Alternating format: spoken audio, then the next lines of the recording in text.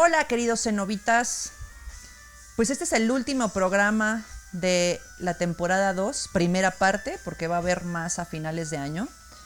Y he decidido hacer algo que ya tengo ya tiempo como fraguando en la cabeza, porque en varios programas he estado yo hablando de este director por Y o por Z.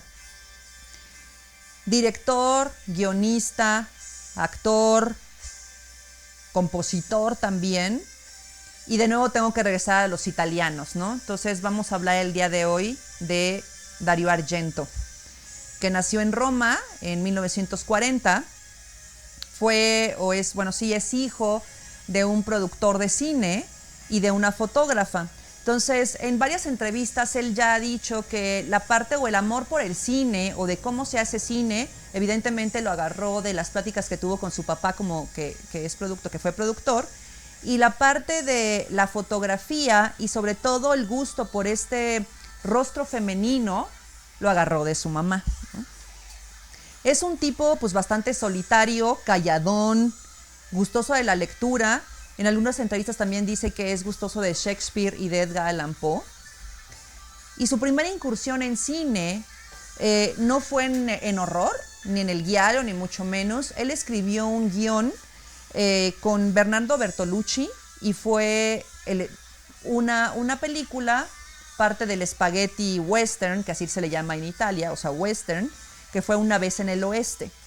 Así empieza él su vida como más metido en la cuestión de guión y en la cuestión de dirección, que después ya lo hizo por completo. Incluso también trabajó con Mario Bava, que también, si no se acuerdan de quién es Mario Bava, pues es el gran maestro de lo macabro, y láncese a la temporada 1, donde hago un programa extenso de su cine, ¿no? Para Dario Argento, igual lo puedes captar en su cine, pero también en entrevistas. Él dice que el cine es una extensión de los sueños, es una dimensión de los sueños. Y si uno ve detenidamente las películas de Argento, todas, a pesar de que son giallo, tienen como este ambiente onírico, este ambiente de sueño, parece ser real y a la vez irreal. Eso hace este cuate con la cámara, ¿no? Con los movimientos de cámara, no nada más con la historia. Porque ya veremos que las historias, no todas, pero son historias basiconas, pero en donde la cámara lo dice todo, ¿no? O sea, todo lo que sientes tú con el cine de Argento tiene que ver con los movimientos de cámara y con la fotografía. Entonces, bueno, él es el gran maestro del giallo. También cuando hablamos de Mario Bava en su momento, dijimos que él había sido el iniciador del giallo con varias de sus películas, pero quien estandarizó el género giallo en Italia, quien le puso más las reglas o le sumó las reglas para hacer giallo, fue definitivamente Dario Argento. El giallo viene de la palabra italiana, amarillo, porque es tomada de estas novelitas que eran de bolsillo, que eran novelas de misterio, thrillers policíacos, que eran chiquititas y tenían la portada amarilla, justo. Entonces de ahí viene el nombre de giallo. ¿Qué hizo Dario Argento? Pues hay un montón de películas de Dario Argento que vale la pena mencionar, sobre todo lo primero que hizo en la década de los 70s y de los 80s y un poquito de los 90s, porque lo último que ha hecho, pues la neta es que pues, ya el cine ha decaído pues, bastante. Hizo primordialmente, o al principio, hizo una trilogía que se llama la trilogía de los animales. Todas tienen nombres que tienen que ver con algún animal. La primera, la que hizo, fue en 1970, que se llama El pájaro de las plumas de cristal. ¿De qué va? Es un escritor que es de Estados Unidos, ya el cuate va a dejar Italia, y entonces en el momento que al otro día va a tomar el avión, una cosa así, y entonces en el camino a su casa, donde se está quedando, ve el intento de un asesinato en una galería de arte, ¿no? Y ahí pues le habla a la policía, todo el rollo, y digo intento de asesinato porque no matan a la chica que en ese momento, ¿no? Aquí se ven varias cosas que ya veríamos con Mario Bava, que es como que el asesino pues está enguantado, utiliza una gabardina, siempre está tapado de la cara o tiene un sombrero. Este asesino utiliza artículos punzocortantes, cuchillos. Pero lo interesante en estas tres películas que voy a decir primeramente de Dario Argento es que ves sangre, sí, ves violencia, pero no tan marcada. De hecho, está como sugerida y hay poca sangre en general. ¿Cuál hay otra cosa en el giallo con el cine de Dario Argento? Pues es la resolución de un enigma. Siempre tienes que resolver, pues, quién es el asesino, ¿no? O sea, te tienes tú como espectador de, ¿será este? ¿Será aquel? ¿Serán dos? ¿Serán...? Siempre estás intentando resolver el enigma.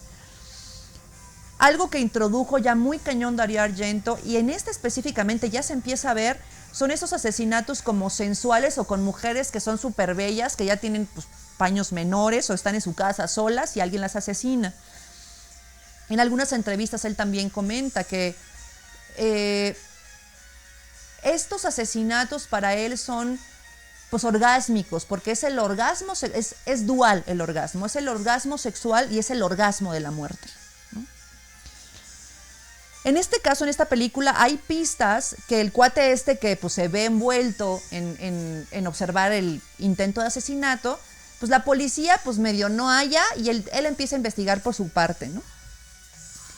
Da con varias pistas, entre ellas una pintura donde es un cuate, una pintura horrenda, pero una pintura donde es un cuate que está asesinando una morra, tiene la voz del asesino grabada y hay un sonido especial que nadie puede identificar en las llamadas. Más adelante te darás cuenta que es un pájaro en específico y ahí es como logran dar con el asesino. Entonces, en general, aquí él empieza como a institucionalizar el giallo, pero sigue mucho la línea de nuevo de Mario Bava. O sea, todavía no queda como consolidado. La segunda película que hizo un año después se llama El gato de las 9 colas. El gato de las 9 colas es un cuate que había sido periodista, es ciego, está con su sobrina, que es una niñita. Van caminando y ven como escuchan y ven una conversación como rara entre dos cuates. Y al otro día se dan cuenta que en un lugar donde hacen investigación científica ocurrió un pseudo robo. Empiezan a pasar asesinatos, pero que no son vistos como asesinatos, sino como accidentes. Y las personas que están ya involucradas tratando de ver o saben quién es el asesino, pues ya las empiezan a matar, ¿no? Entonces este cuate empieza a investigar por su cuenta también, junto con otro periodista. Y empiezan a hallar ciertas pistas. Se llama el gato de las 9 colas, ¿por qué? Porque en algún momento ellos tienen una conversación de dicen, tenemos 9 pistas. Es como un gato de las 9 colas. Si damos con una de estas pistas y la resolucionamos, vamos a encontrar al asesino. Aquí es interesante porque este lugar que les digo de investigación científica está muy involucrado y de ahí vamos a ver quién es el asesino. Pero ellos están investigando acerca de esta composición cromosómica que es XYY. Ellos la relacionan con la violencia o la relacionan con el poder que tiene alguien como para cometer algún crimen.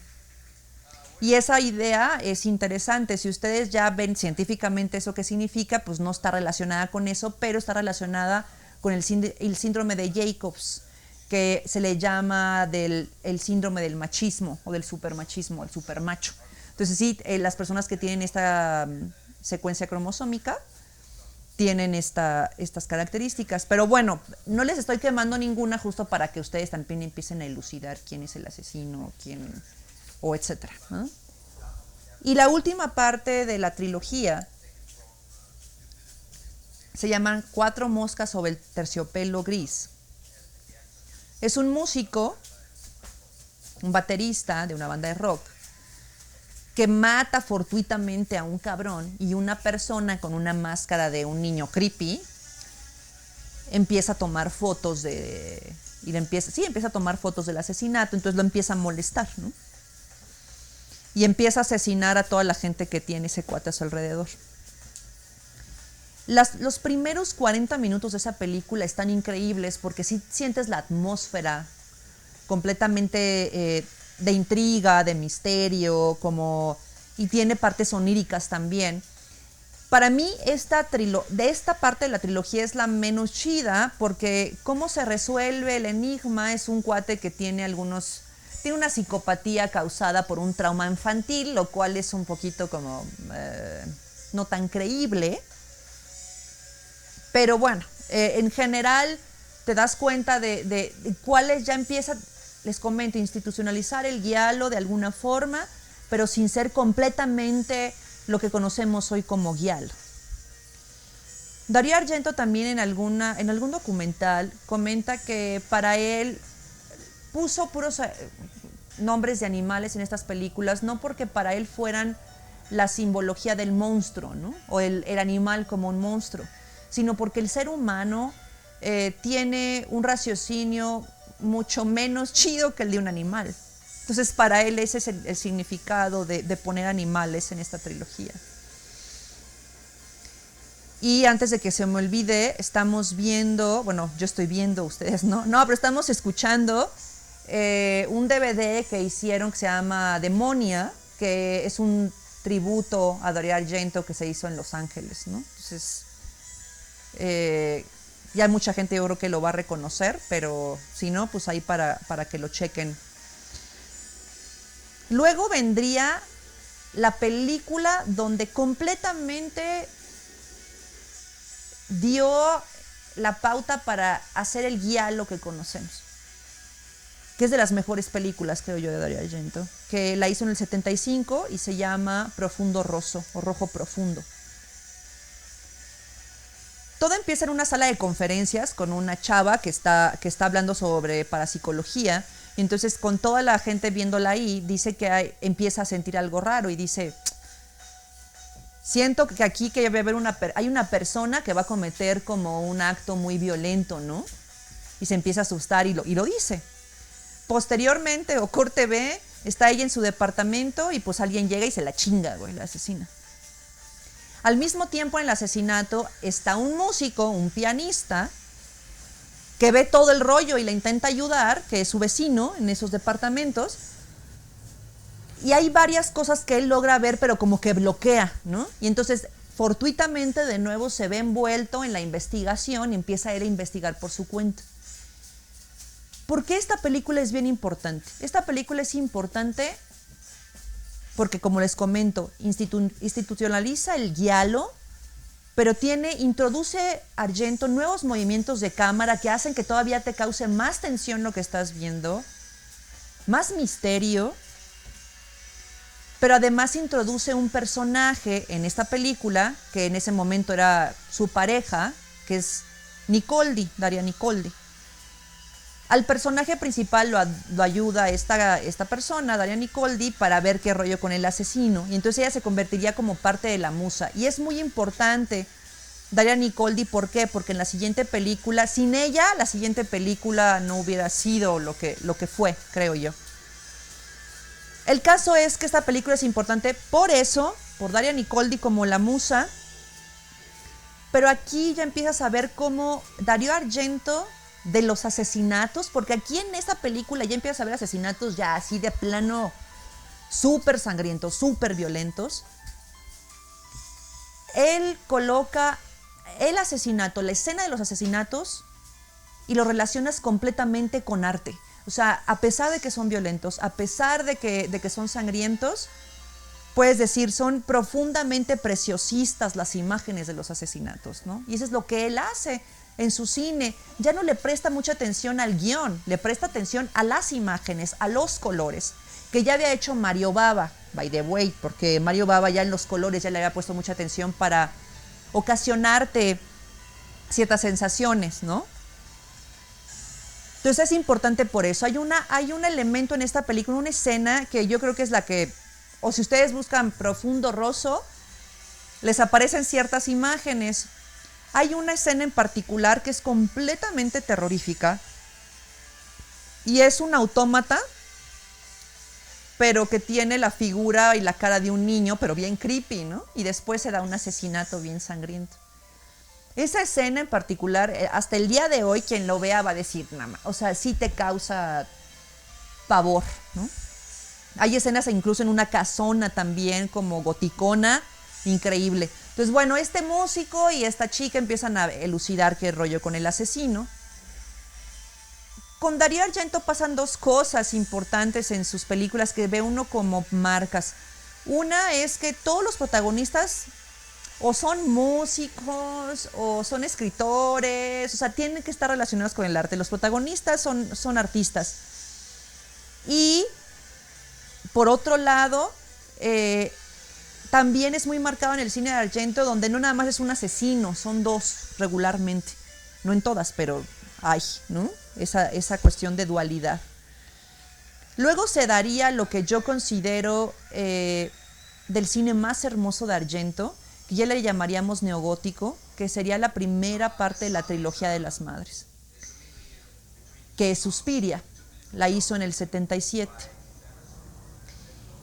Este es guía a lo sobrenatural, o sea, no nada más es verificar quién es el asesino o demás, o sea, ya hay rollos sobrenaturales.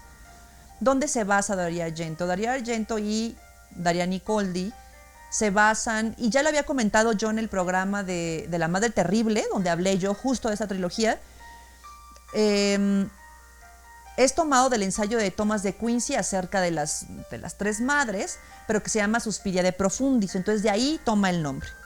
¿De qué va la película? Esta película va, pues, es una chica que llega de Estados Unidos, quiere ser bailarina o es bailarina, llega a una escuela en Italia y empieza a ver que toda la gente ahí es como rarita y empiezan a pasar como cosas muy extrañas, asesinatos muy extraños, que ella empieza a ver que están relacionados con algo siniestro que está ocurriendo.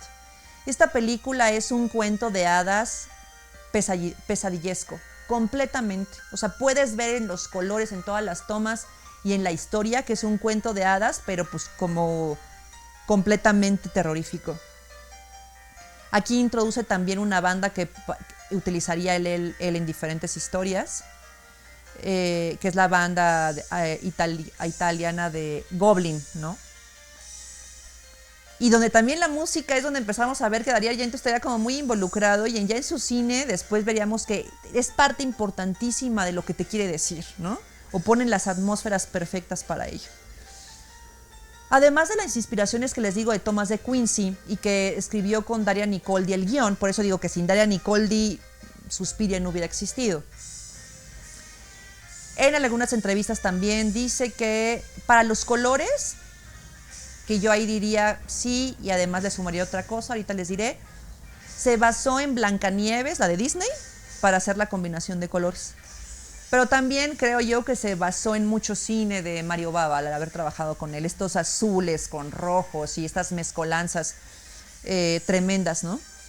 De su suegra en ese entonces agarraría también una historia de que en una escuela de música, en una escuela donde enseñaban piano, estas personas hacían magia negra, de ahí hay como una leyenda que la agarraría, y el guión original, que fue escrito por Daria y por él, era hecho para niñas de 12 a 14 años. Su papá, que fue el productor de la película, le dijo: Nel, güey, no utilices a niñas de 12 a 14 años para hacer todo este desmadre, ponlas más grandes. Pero si ustedes observan la película, pueden ver que los diálogos son sumamente ñoños, o sea, como de niñas de entre 12 y 15 años. E incluso varias partes o sets de la película están hechos para niños nada más. Entonces, si se ponen atención, yo creo que pueden darse cuenta de estos detalles. La bruja, o la madre Suspiriarum, en esta película, Elena Marcos, no fue una actriz, de hecho no aparece ni siquiera en los créditos. Dario Argento tomó una prostituta de 90 años de las calles en Italia para poder ponerla en la película, ¿no? No quiero hablar del remake porque si no me voy a emputar y apenas vamos como a la mitad. No, la verdad es que yo creo que véanla. La película de Suspiria, la de Dario Argento, creo que ha sido la más vista. Y luego cuando sale el remake, obviamente gente empezó a buscar la original. Tómenla como obras distintas. De hecho, yo creo que ya se los había comentado en el programa de las Madres Terribles. Tómenlo como obras distintas. Como que medio se inspiró, pero como obras diferentes, porque si hacen lo que yo hice en algún momento, verlo como remake, pues salí emputada. Entonces no lo hagan, por favor. Después está la segunda parte de justo de la trilogía de las madres, que es Inferno, en el 80. Esta película sigue teniendo esta parte pesadillesca de Suspiria. Ya no es un cuento de hadas, es mucho más oscura e incluso tiene referencias persistentes a la alquimia. Y aquí involucra a las dos madres, ¿no?, que le siguen. Es una poeta que vive en un departamento, en un edificio de departamentos en Nueva York. Da con un libro que es de un alquimista y un arquitecto que se llama Varelli, que dice haber hecho 3 casas para las 3 madres. Entonces ella cree que donde ella vive es una de esas casas. De las escenas más hermosas también en esa película es que justo da en ese edificio con el lugar, ¿no?, donde vive esta madre, esta bruja, pero está cubierta de agua, está inundado. Entonces ella se mete, entonces todas estas, justo estos colores azules muy claros, y además el lugar donde se mete ella está lleno de cuerpos en descomposición. Entonces es este contraste entre belleza y podredumbre bien bonito. Esta chava pues se asusta, ¿verdad? Obviamente le manda una carta a su hermano que está estudiando musicología en Italia. Le llega la carta, este cuate como que, sí, que no, ajá, como que pela, no pela, le empiezan a pasar cosas raras, y una amiga de ese cuate da con la carta y dice, chinga, pues voy a checar. Entonces da con una copia del mismo libro y da con la casa de la otra madre, de la madre Lacrimarum. Y aquí hay escenas súper cañonas, o sea, de mero susto, porque se confronta con un alquimista y hay un asunto como muy oscuro en general en las escenas. Pues el cuate el musicólogo, pues se va a Nueva York porque dice, ¿qué pedo con mi carnala? Entonces se va, la busca, ¿dónde está? ¿Dónde está mi carnala? Pues nada, que pues ya se la habían chingado, ya la habían asesinado. Y ahí es donde empieza otra vez el enigma para ver qué pedo, pues dónde está mi carnala, etcétera. ¿Qué onda con los güeyes que viven en ese edificio? Etcétera. Esta en lo personal, Suspiria y esta película, pues están tremendas como las primeras 2 partes. La tercera ni voy a hablar de ella, La Ama de las Tinieblas, que fue hecha mucho tiempo después. Como protagonista sale Asia Argento. Está culerísima, güey. O sea, neta está culerísima. Lo único bonito son ciertas escenas de los lugares, pero la neta está culerísima. La historia no tiene ni pies ni cabeza. Está súper chafa. Ni la vean. Bueno, véanla nomás porque es la tercera parte, pero está culerísima. No. De hecho, es un asco, la neta. Perdón por Argento, que hace unas cosas increíbles, pero en él. Luego, ¿qué hace Dario Argento? Ya sale ya lo supernatural o sobrenatural y vuelve a ser 100% giallo en el 82 con una película que se llama Tenebre. Es un escritor de Estados Unidos que llega a Italia pues a promocionar su libro, y hay un cabrón que está haciendo asesinatos y está ahí de culero con base en los libros de asesinato y misterios que escribe este cabrón. Entonces le manda cartas y pues se ve involucrado de nuevo el escritor en ver quién es el asesino. En esta película Dario Argento maneja la cuestión del dualismo y elementos metaficcionales muy importantes, y de hecho cambia por completo de escenarios. Él maneja una Italia, pero una Italia, no la Italia que yo quiero conocer, o sea, la Italia rodeada de renacentismo y de cierto tipo de arte, sino esta Italia como moderna. Entonces, incluso en los elementos de la cámara y colores, él maneja contrastes muy profundos, oscuros o muy claros para representarte otras cosas de esa Italia o de esa novedad en Italia en ese momento. De cómo se resuelve este enigma y de quién es el asesino, no les voy a decir, pero está súper interesante. El asesino tiene flashbacks, y uno de ellos, que es importante de por qué comete los asesinatos, es de una escena en la playa donde es una chica muy hermosa y un cuate, que no se ve quién es, pues le da un bofetadón, y luego cuates lo empiezan a seguir justo con esta chica, lo empiezan a madrear y lo someten para que esta chica, la que madreó, no a la que bofeteó, le pegue, y hay una escena muy interesante donde esta vieja en tacones rojos le mete el tacón en la boca, ¿no? Entre sexual, entre como todo lo que maneja Dario Argento. Luego yo no sé si esta película, la verdad no lo sé si tuvo éxito, si no tuvo éxito, está bien chida, pero regresa al giallo sobrenatural con una película que es, en lo personal, de mis favoritas de Dario Argento, que es Fenómena. donde sale la preciosa Jennifer Connelly. Aquí, de nuevo, hay asesinatos de chavitas en la Suiza Transilvania, así le llaman. Y hay una chica que es Jennifer Connelly, que llega a una escuela de señoritas. Ella es hija de un actor como muy conocido en esos entonces, pero es como rara porque es sonámbula y tiene una comunicación telepática con los insectos. Se ve random en alguna parte de la película porque los asesinatos, lo único que tienen que los policías pueden agarrar como en común es que se ve que el asesino convive con los pinches cuerpos un rato y entonces estos güeyes se encuentran únicamente insectos necrófagos y dan con un güey que es especialista en insectos, que es este actor Donald Pleasence. Si a ustedes no les da el nombre, es el Dr. Loomis en Halloween. Entonces, ellos se conocen, Jennifer Connelly y este güey se conocen y empiezan a lidiar un plan para agarrar al asesino. Vale la pena que vean un documental que habla de esta película y que habla de varias películas de Argento, de Soavi, que también es otro gran director italiano, en cómo hicieron el tratamiento de ciertas escenas, sobre todo en Suspiria y en esta película, porque hay varias escenas en esta película que tienen que ver con insectos. Sobre todo hay una parte donde está ella con moscas alrededor, entonces para que vean todo el trabajo que hay detrás de estas escenas, ¿no? Esta película es preciosa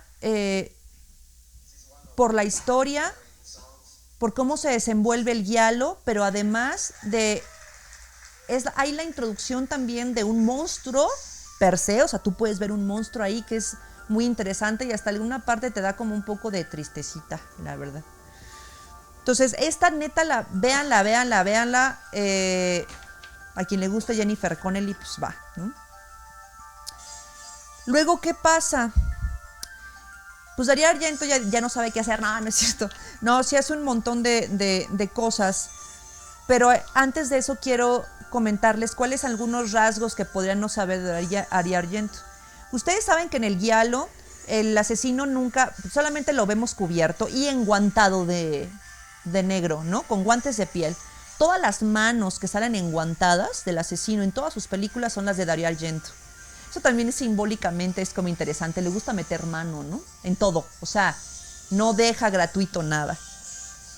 Ha sido muy criticado por ser misógino, porque en muchas de sus películas pues asesina a mujeres, ¿no?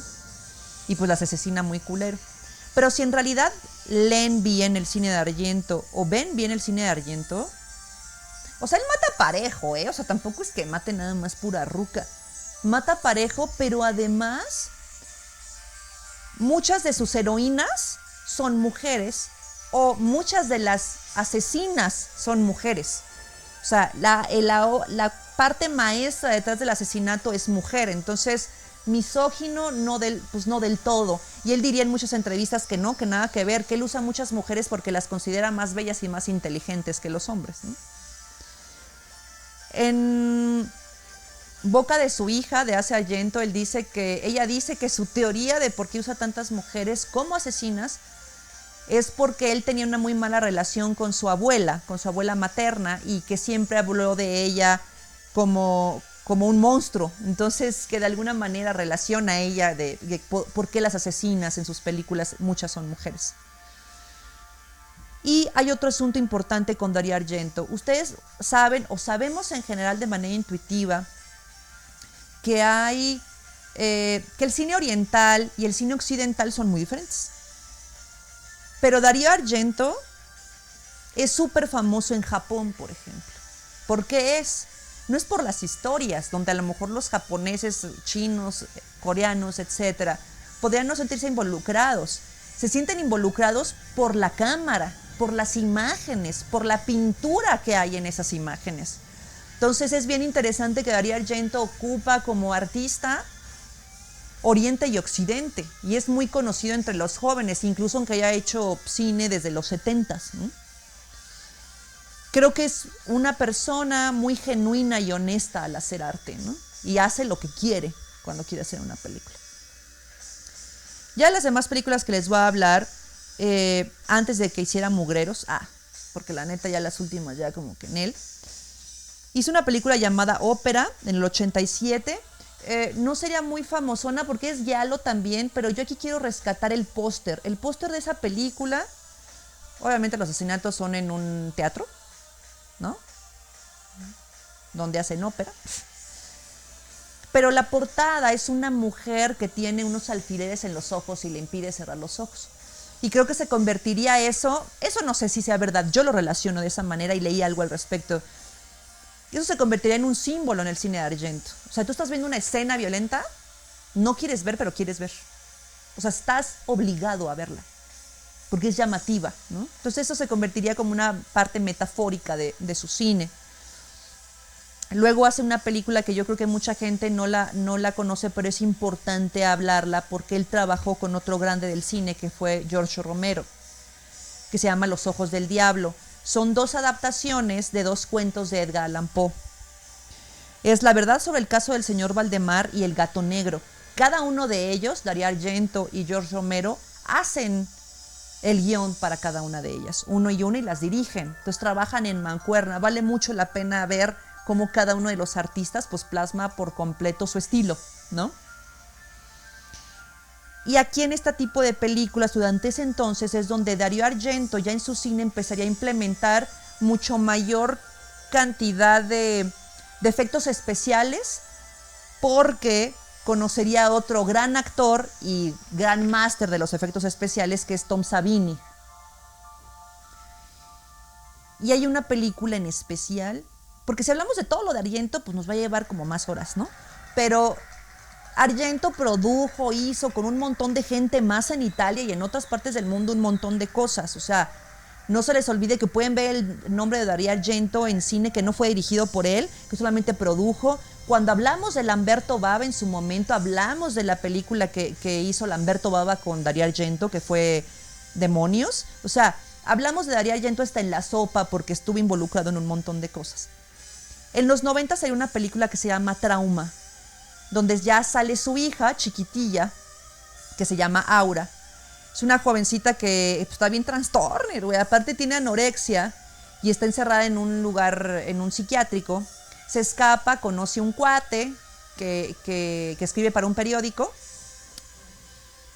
y la lleva a su casa. Antes de irse otra vez al pinche loquero, ve cómo matan a sus papás y se llevan la cabeza. Es un asesino que mata a la gente y se lleva sus cabezas de regalón. Entonces la película de nuevo es giallo, empiezan a investigar quién, chingados, por qué. Y aquí hay una escena fenomenal al final. No les quiero de nuevo spoilear para que la vean, pero al asesino le cortan la cabeza al final, pero tienen que ver por quién es el asesino y por qué es el asesino. Le cortan la cabeza al final y la cabeza habla todavía segundos después. Es otra escena que te quedas así de y además a mí me ocurrió algo, yo no sé si a todos. La historia del asesino es bien triste, la neta, y sentí empatía por el asesino. O sea, yo, Eunice, no sé ustedes, yo sentí empatía por el asesino. El trauma que tiene el asesino es horroroso. Y yo entendí un poquito de por qué mataba como mataba, ¿no? En los 90 también hace otra película, ya mucho menos. Aquí es donde empieza a haber un declive. Ya Darío Argento con, Trauma y varias películas que hizo después de, El síndrome de Stendhal. Esta película tiene todo que ver. La historia es basicona, pero a quien le gusta el arte, en general, va a amar esta película. La película es 100% esteticista. Es filmada en Roma y en los 90s, en varios museos y varias cosas. Su hija le hace de la protagonista, es una detective que está buscando un pinche culero que viola y asesina mujeres. Da con una pista, que es en la Galería Uffizi, en Italia. Entra y ella padece del síndrome de Stendhal. ¿Qué es el síndrome de Stendhal? Esta abrumación, varios síntomas que tiene la gente cuando se ve rodeada de arte y de belleza. Sudoración, mareo, pierden se desmayan, la chingada. Entonces esta persona tiene el síndrome de Stendhal en ese momento, se le va el pinche cassette y ya la historia va, ¿no? Para ver quién es el asesino. En esta película Dario Argento vuelve a experimentar con el tema del dualismo. A pesar de que es ya lo que ya conocemos, o sea, si tú ves a Argento y esta película y dices, ya sé quién es el asesino, ya sé qué va a pasar. No hablamos de la lógica o del argumento, hablamos de toda la belleza que tiene en la cámara, en las escenas. Y esta en especial, a mí me mamó por eso, güey. Todo en Italia, todo es referenciado a Caravaggio, todo es referenciado al Bosco. O sea, está increíble, es muy esteta la película. En los 90s volvería a ser otra cosa que se llama, una película que se llama El fantasma de la ópera. No es culero, o sea, no está feíto, no es como la historia original. De hecho, el fantasma de la ópera es el actor Julian Sands, pues guapísimo el cabrón. Aquí no es que esté feíto, aquí es que fue criado por ratas y tiene una personalidad pues rarita. Entonces toca temas como la zoofilia, por ejemplo. Y es muy sexual la película también, como en todo lo Argento, pues exacerbado. De nuevo, asesinatos y demás, pero este fantasma de la ópera es completamente diferente al fantasma de la ópera que conocemos de los 20s o el que conocemos de la novela francesa. Ya de ahí, manos, pues ya voy a parar porque pues hace Drácula 3D, horrible, espantosa, súper chafa porque la hizo para tercera dimensión y tú puedes ver así todo digitalizado, horrendo. Hace una película que se llama Giallo también, con este cuate, ya no me acuerdo del nombre, con este cuate que hizo la película El pianista de Polanski, ¿no? Adrian Brody. Y bueno, lo último que sabe de Dario Argento, porque ojo, sigue vivo, tiene 80 años, es que va a ser el personaje principal de una película próximamente de este director francés que hace extremismo francés, que hizo estas películas, puta, se me fue el avión, estas películas de Clímax y todas estas, esta última fue la de Clímax. Él va a ser el actor principal de Dario Argento, va a salir como actor. Entonces, su último trabajo, ya no ha hecho más cine. Entonces, vean su trilogía, váyanse con El hielo sobrenatural, que es el recomendable. Profundo Rosso es una joya. Ahonden en este giallo, en la institucionalización de este giallo del neogótico en Italia, de cómo las imágenes violentas son preciosistas y son pintadas, ¿no? En la imagen. Profundicen en la música, que es preciosa también, ¿no? Los italianos, y es por eso que hablo de ellos mucho, o he hablado de ellos mucho, además de los coreanos, es que ellos del cine hacen 100% arte. Y en este caso, 100% arte y horror, pero hacen 100% arte. Entonces, vale la pena que lo vean. Y con esto nos despedimos de esta segunda temporada. Si me quieren seguir tiempo, pues repitan los otros programas. Y una felicitación especial a mi niña Pandora, que cumple 1 año. Yo sé que muchos la aman porque han visto fotos. Pero pues ya vean más programas. Espérense a la segunda parte de la temporada 2 que va a ser este año. Para que si es fan de todo esto. Y pues vean Dario Argento, vean horror, lean mucho, escuchen Goblin, escuchen música, todo, y hay unos vidrios, manos. Adiós.